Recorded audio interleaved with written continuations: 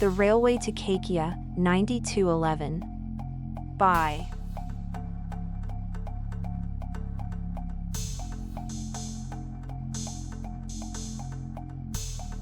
Arcton Tales.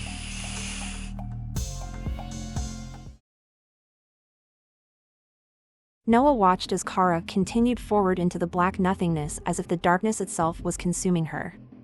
His legs felt shaky and his stomach was still queasy, but he mustered up the courage to slowly follow her. The strangest feeling gripped him. He wanted to call out to her but couldn't speak.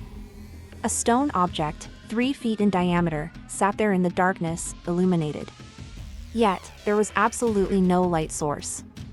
Cara stood there in a trance, her eyes fixated on it. Do you like my idol? The voice of the little Indian girl softly spoke. Shaking and pouring sweat, Cara slowly turned her head to her right. There she stood, innocent and playful, with a smile across her face. Despite her throat being dry, Cara attempted to clear it as she fully turned toward the young girl. Trembling with fear, she made no response. The little girl tilted her head again and then looked at the hoodie. Thank you for the gift, by the way. The little girl said, stepping toward Cara, placing her hand on the hoodie. Cara's eyes, full of terror, nodded her head nervously as the little girl slowly took the hoodie from her arms. Taking 2 steps back, she then raised the hoodie to her nose and began to take a big sniff. Oh, I love the smell of tourists. The girl said, as if acknowledging fresh cookies in the oven. They always smell of sweet, naive fear. Hearing this, Cara began to pant. Quivering her lips, she mustered up every ounce of courage she could just to ask the simplest question. Who? No. What are you? Cara's question seemed to delight the little girl as she lit up with joy. Now that is the right question.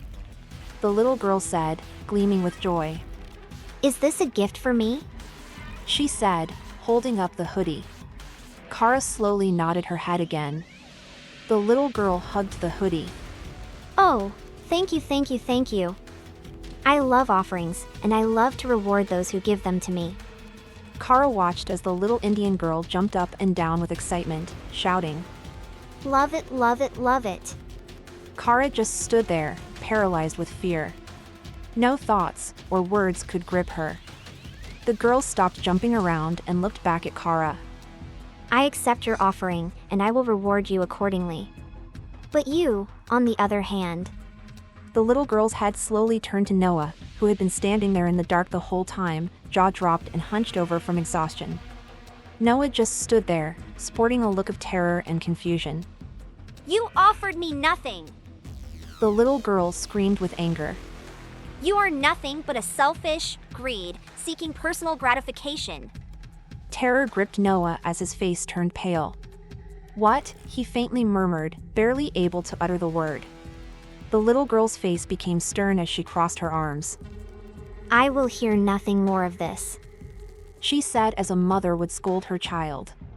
Whisking her arm in the direction of Noah, he burst into flames. Cara's eyes got wide and her jaw dropped. The sheer horror of what she was witnessing continued to paralyze her. Noah screamed out in agony as the flames consumed him.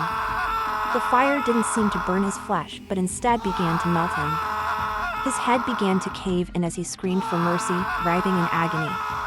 His arms turned to jelly, slowly bonding into his body, and his legs began to fold up off the ground like melted clay. The gelatinous burning mass resembled what was once Noah, as it screamed and begged for mercy. Until finally, the flames consumed themselves and sizzled into a pop, leaving only a puff of smoke.